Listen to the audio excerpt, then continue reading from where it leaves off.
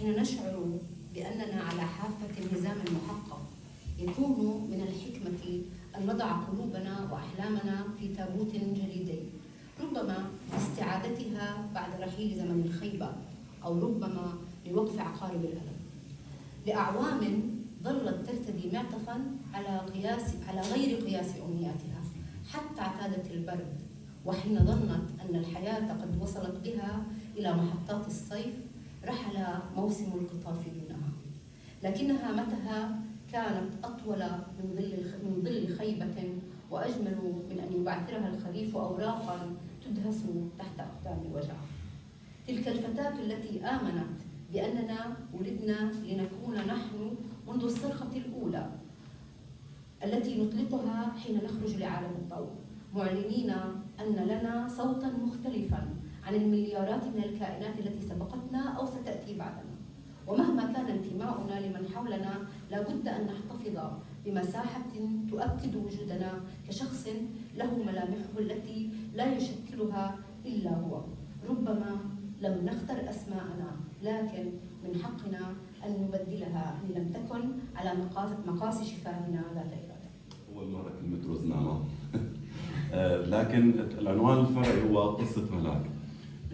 ممكن تحكينا على عنوان روزنامة وقصة ملاك؟ ما رمزية في روزنامة، قصة ملاك معروف إنه عنوان مباشر، الحكاية حكاية ملاك، لكن روزنامة تقلب فصول الحياة، تقلب فصول العمر، حتى الروح نفسها تقلب فصولها. قد يكون من الصعب الاحتفاظ باختبار الربيع فينا، لكن في الإرادة قد نتمكن من إعادة تشكيل فصولنا. فهي الروزنامة تقلب فصول العمر. تقلب فصول العمر تتطابق مع ما تقلبت به بطلة الرواية. المرأة يعني في مركز الاهتمام والمجتمع يعني الذكوري. هل أنت يعني من أنصار بأنه المرأة تنتفض أو الكتابة الأنثوية أو النسوية بهذا المعنى، أم أنه قضية المرأة هي قضية الرجل، قضية الطفل، القضايا الأخرى؟ هي بشكل عام قضية المرأة وقضية الرجل في المجتمعات الشرقية ما زالت ستبقى هي ذاتها. كل منهم غير قادر على الاحتفاظ بذاته الحقيقية. كلنا علينا أن نمثل لنرضي هذا المجتمع. في المحصلة هي قضية المرأة هي الأصعب، لأنها هي الحلقة الأضعف في نظر هذه المجتمع، لذلك ممكن أن تكون قضيتها معقدة إلى حد ما، ويجب عليها ليس أن تنتفض بمقدار أن تكون هي وتكون قادرة على تشكيل هذه الشخصية اللي طبعا دون الخوض بفكرة إنه التحرر من هذه القيود هو ليس الانحلال. أكيد أنا لا أدعو إلى الانحلال، أنا أدعو إلى تحررها من القيود القولبة اللي فيها ضمن إطار معين، وخصوصا برجع وبحكي المرأة المنفصلة أو التي تفقد زوجها بالموت أو الانفصال، كل العيون عليها، كل الأصابع الاتهام موجهة لها. لو حدا بده يتزوج، يعني هلا لو يجي أخوي أو ابني مثلا، أنا طبعا كشخصية عايشة في مجتمع عربي، لو يجي يقول لي ابني أو أخوي بدي أتزوج واحدة منفصلة، سين وجيم، بالمقابل لو بنتي أو ابني بنتي عفوا أو أختي بدها تتزوج واحد منفصل، مش رح تكون كل هاي علامات الاستفهام عليه. في النهاية قضية المرأة أصعب كثير في المجتمع. قضية الرجل عادة مع الكاتب، يعني وخصوصا انه لديك روايه وحيده، وانا لذلك قلت لك يعني مع الاسف انه ليس لديك عندك روايه، ما يلجا الى يعني ذاكرته، الى تجاربه الحياتيه، الى هل كانت ملاك في مكان ما تشبه لينا الجرار في مكان ما؟ هل الشخصيه هي بنيتيه من تجارب شخصيه؟ لانه في يعني الروايه في خلفيه مكانيه، هي عمان، جبل عمان، جميل يعني رواية عن الأردن، أو تعيش تتحرك الشخصيات في هذا المكان في البحر الميت ثم شرم الشيخ، لكن الشخصية هي بالذات هل هي تعني لك شيء في مكان ما من تاريخك أو تجاربك؟ هي مزيج من عدة شخصيات قابلتها في الحياة، يعني كانت تجارب عدة نساء فعليا وضعتها في تجربة واحدة لأنها متشابهة بطريقة أو بأخرى، صنعت منها تجربة واحدة هي شخصية ملاك تحديدا، وكل الحكايات تتشابه للأسف. طبعا. يعني يوجد الشخصية من أحمد بهذا أم أنه أنت اختطفتي من عدة شخصيات لتكون شخصية خيالية روائية خيالية؟ ولا هي موجودة قد تكون في أرض الواقع؟ واقعية، ويمكن أن نكون قابلنا الكثير من الملاك. لكن أنا الأحداث نفسها كانت دمج بين أحداث مختلفة أو حكايات مختلفة دمجتها في حكاية واحدة. في حكاية واحدة. طيب سأنتقل إلى يعني شيء آخر هو يتعلق بفن الكتابة أو أسلوب الكتابة. يعني القالب اللي اخترتيه لعملك هو الرواية، لكن العنوان الفرعي حكاية ملاك. هي حكاية طويلة لكن عبارة عن قصيدة داخلها حكاية. لينا الشاعرة ولينا الروائية، هل طوعتي الشعر أم طوعتي الرواية من أجل الشعر؟ تحكينا عن جانب التكنيك، كيف كتبتي يعني هذا العمل؟ طبعا في البداية لينا بلشت كتابة الشعر قبل الرواية، يعني ولا مرة كنت بتخيل حالي إني أوصل لمرحلة إني أكتب الرواية، لكن بالتسارع الأحداث اللي أنا مرقت فيها طبعا خلتني أستوعب، وخصوصا بعد دخولي في الوسط الثقافي خلتني إنه أستوعب وين بوصل رسالتي أكثر. بوصل رسالتي من الممكن أن توصل رسالتي قصيدة، لكن لن تبقى في الأذهان. الرواية تبقى قد تحيا بعد موت كاتبها، لكن القصيدة قد تموت مع موت كاتبها بطريقة أو بأخرى. والمشكلة التي تطرح أو الأشياء الأساسية اللي ممكن تطرح في قصيدة لن تتناول بأبعادها مثل ما تتناولها الرواية. لكن لم أستطع التخلي عن اللغة الشعرية كما ذكرت في الخارج. وحاليا يعني كانت هاي عمل كبداية، كانت اللغة هاي كانت لسه أقرب إلى لغة الرواية، لكن حاليا أنا عم بكتب رواية لغتها بالكامل شعرية، وهذا اللي صعب علي لأنه صعب أنزل في اللغة. فالتنتين تطوعوا لأجل بعضهم، يعني اللغة الشعرية مع نفس الرواية أو بطريقة أخرى. ملاك يعني كانت تسعى بكل وسائل إنه تسلط الرجل، لكن كان ينكر هذا الشيء. يعني قلت أنت إنه موضوع المرأة ومعاناتها في المرأة. يعني أنا شفت إنه في إجحاف شوي كان بحق الرجل، يعني محاربة كبيرة بحق الرجل، تصويره على إنه سيء لهذه الدرجة، لدرجة إنه كل الرجال في الرواية سيئين ما عدا أبوه وأمه. يعني حتى صديقه بالعمل يتصل فيها وبيقول لها شفتي وين حبيبك؟ لهذه الدرجة يعني السوء فيه. يعني هي كانت ملاحظة بالنسبة لي، إنه ما يكون في واحد هي ملاك وفي واحد كمان ملاك داخل الرواية. تنتقي الملائكة بالرواية، يكون في توازن. أنا ما لقيت إنه غير الرجل هو جانب الشر، المرأة جانب الخير، ما عدا أبوها يعني. أنا متحيزة للمرأة. متحيزة للمرأة. طيب. هو بشكل عام دائما هو بعلم النفس هذا الشيء موجود. أنا طبعا كثير بقرأ بعلم النفس، وكثير حاولت أتعامل مع شخصيات لأجل تشكيل شخصية روائية. كنت دائما أخوض بهاي الحوارات وأقرأ فيها. فكرة إنه الإنسان دائما يبحث عن شبيه الشخص الأول. فهي للأسف الشديد قد تكون بطريقة أو بأخرى وجدت صورة أخرى لزوجها اللي هو كان سيء، لكن بطريقة أخرى. للأسف الشديد هي كتفسير واضح إنه الأشخاص دائما يبحثون عن نفس الشبيه ويعتقدون أنهم قادرين على إنه يكونوا مختلفين بهاي المرحلة، أو إنها يمكن قدمت أكثر في المرحلة الثانية على قناعة منها. وهو فعليا في البداية كان باعتبار ملاك أو الجزء الملائكي منه كان واضح. أنا طبعا من قناعتي الشديدة إنه ما في ملائكة على الأرض وما في شياطين، إحنا بشر، نصنا ملاك ونصنا شيطان في النهاية. وهذا اللي بتصوره اللي هي صورة العالم أو صورة اللي هي الأبيض والأسود اللي يتخللوا نفس الشيء. فما في شر بالمطلق وما في خير بالمطلق في النهاية. نسمع مقطع آخر من الرواية لو سمحتي. أذكر حديثا أراضها بعد أن أنجبت طفلها الأول، حين أخذت المهنئات ينادينها بأم أمير، هي التي ترفض أن تتلاشى ما بين ماض يحكمه أبويه ومستقبل ينتزعه منها الأبناء بكله. أما النساء اللواتي نشأن في هذا المجتمع الذكوري ما زالت تسيطر على أذهانهن فكرة أن المحظوظة تلك التي تنجب طفلا ذكرا، حيث أنه يمكنها أن تتخلى عن اسمها لتصبح أم فلان، زهوا بهذا الإنجاز العظيم. حينها أجابت بلهجة مازحة: أنا ملاك ولن أغير اسمي حتى لأجل قطعة من دمي. كانت تدرك معنى تغمزهن، وخصوصا تلك النظرة التي لمقتها بها إحدى قريبات زوجها وهي تقول: يا بنيتي الولد بيجي عز لأمه، لحتى تسند ظهرها بيه لما يكبر. بناتها الأيام ما بيعرفوا شو يعني عزوة. شوفي زوجك رضوان الستة ما شاء الله بيرفعوا الرأس. تلك الستينية تتحدث وقد أغفلت تماما أن له من الإناث 6 أخوات، وكأن الأنثى في عرفها خلقت مجرد صفر عددي لا يوضع في خانة اليمين إلا في إحصاءات الأوراق الثروتية. شكرا لك. أنا سأقرأ أيضا مقطع اخترته من هذا على لسان ملاك. في مجتمعنا العربي الكرش وجاهة والشيب وقار والتجاعيد خبرة، رغم أن الرجل الشرقي يبقى مراهقا لفترة طويلة ثم يقفز مباشرة إلى مرحلة الشيخوخة، ومرحلة النضوج تسقط سهوا من مراحل حياته. يعني رجال ضايعين بين مراهق وخرف.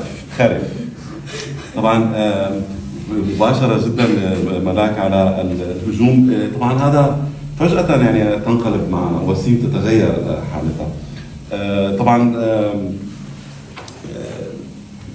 على لغة الرواية مرة ثانية، بالنهاية هي تكتب شعر، تتدفق شعرا وهو على لسانك. يعني نحن نريد أن نسمع شعر منك، شعر ضمن الرواية ثم شعر حديث لم ينشر بعد.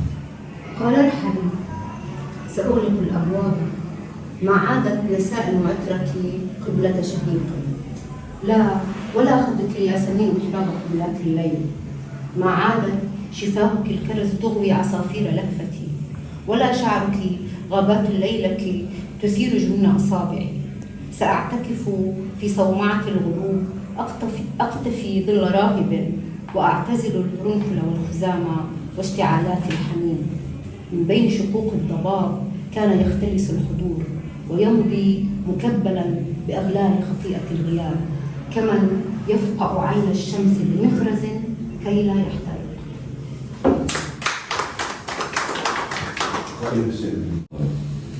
ولادة ثمل يراعي والحروف سواقي، والضوء أهرق مدمع الأوراق. يثب الفؤاد مبعثرا في لجة إذ تعتريه عواصف الأشواق.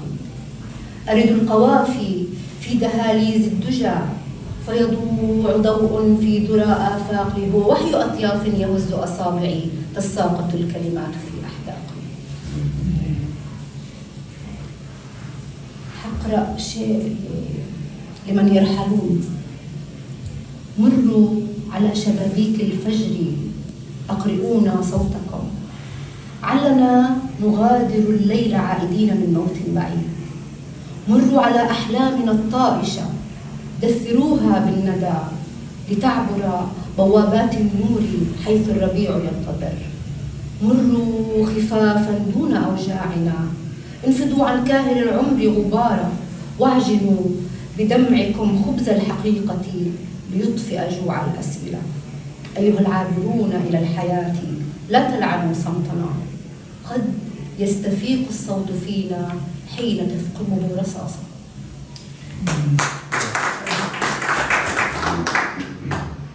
كما ذاكرتي الأولى ذات الجدار، الوقت يوقد جمره في كفي، حيرة معلقة على شماعة الشغف تبعثر الأثواب فوق سرير الضجر. أي الألوان يليق بعين نرجسة أيقظت انتظارها الذي لا يستريح. لم تعد تذكر نكهة الليل دون لدعات اشتياق. الساعة العتيقة تركن لهفتي ما بين عقربين، يتربصان بي برتابة حمقاء، وكأن الوقت يهوي في جب لا قعر له. كل الأشياء حولي تتواطأ ونبضي لفوضوي. باب يقرع جرسه كذبا، مقاطعا حديث المرايا. شمس تهوي لكبد السماء مهملة عناق نهار آخر خلف ذاك الأفق. أغنية عن الحنين تجرح حنجرة المذياع ليصب في جوفي حرقة. ماكرة هي المسافة ما بين ولادة موعد وقبلة مخضبة بالشفاء. كم فابتعد. سمان لا تبتعد، فالضوء دون الزيت أعمى، والنبض إن تاهت ترانيم الحياة بصدره ضوضاء لا تغني عن الموت المباح. لا تقترب، الآن هذا الظل أحمق، والعين مذ سكن الطريق بياضها باتت تفتش عن سواد الحبر في صخب الرصيف. كذبا كذبا تبوح بلهفة للعابرين خواءها، وسواك لم يكن نورها وبصيرة العمر الظريف. كفيفا كنت يا قلبي، وكف النور ممتد لمن يرمو، ولم تدري بأن السير دون شراع مراوحة ببحر دون ما مرسى. فما أشقاك يوم دنوت، وما أشقاك إذ تنأى، فهل في الروح متسع لكي ننسى بأن ما نسيناهم، وهم لم يهدروا ظلا ولا حبرا ولا دمعا توارى في مآقي الليل، وما علموا بأن الأرض مذغاب تهاوت من دوائرها فألقتنا كأحمال من الملح بصدر البحر وارتحلت.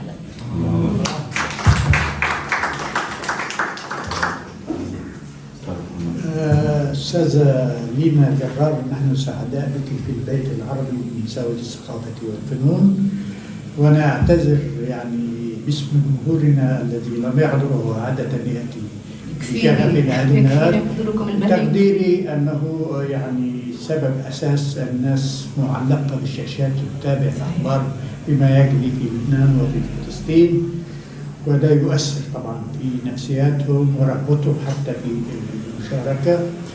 وجزء آخر يستعد لتظاهرة الغد، يعني هذا جزء من المسألة. لكن في العادة طبعا الناس تحرص على متابعة ندوات البيت والكتاب وترحب بهم وترفع.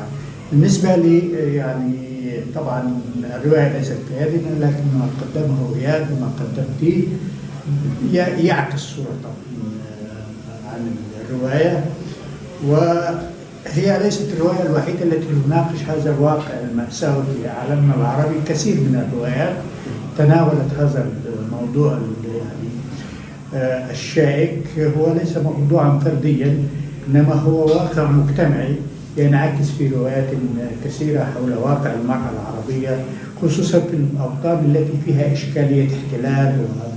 وهذا الظرف المؤثر طبعا هو مجتمع غير طبيعي، مجتمع مأساوي بشكل آخر ينعكس على الأسرة، على المرأة، على الطفل، على كل مكونات المجتمع. أنت الآن في بلد آخر، في ثقافة أخرى، وأنا كثيرا ما يعني أحرض إخوتنا الكتاب والشعراء أن يعكسوا تجربة الوطن الجديد في كتاباته. يعني نأمل أن تكون رواية قادمة لك عن هذا الوطن الجديد، كيف ترينه بعين عربية مختلفة. وأهلا بك مرة أخرى. كل الاحترام، شكرا أستاذ محمد، شكرا أستاذ إياد، شكرا لكل الحضور. سعيدة جدا بتواجدي بينكم، وإن شاء الله لن تكون المرة الأخيرة إن شاء الله. وهذه دعوة لعلي، نحن نقيم سنويا المهرجان الشعري. يعني قالوا عن الرواية، عن رواية روزنامة الشاعر والناقد محمد العامري، رواية لينا جرار هي بمثابة جرح خائر في تاريخ النفس الأنثوية التي لم تزل تعاني من سطوة السلطة الاجتماعية التي بنيت على الفعل الذكوري في شتى مناحي الحياة. والأمر ليس مرتبطا بمشهدية الديمقراطية والكرنفاليات التي تؤثث حياتنا باحتفاءات باهتة لنصرة المرأة، بل الأنكى من ذلك هي طريقة التفكير السرية بهذا الكائن، ومعتقدا أن المناخ الديني والقبلي والسياسي قد ساهم في زرع تلك القيم المغلوطة، ومن أبسطها سجن الجسد في أغطية ثقيلة كمحرم مطلق، ومتابعة التجاوزات من وجهة نظرهم لتلك التمظورات من باب تأكيد الإقصاء. لينا جرار، شكرا لك على هذه الأمسية، كانت أمسية دافئة جميلة، وشكرا لحضوركم، ونتمنى أن تتكرر هذه الأمسيات. قبل أن أنتقل إلى الجمهور، تريد أن تقول أي شيء أو تضيف أي شيء؟ كل الشكر لكم، كل الشكر للبيت العربي النمساوي. الشكر الجزيل للحضور الكريم. هذه الفرصة أعتقد أنها ستكون من الأشياء التي سأتحدث عنها لاحقا. أنا سعيدة جدا بوجودي بينكم. كل الشكر لك.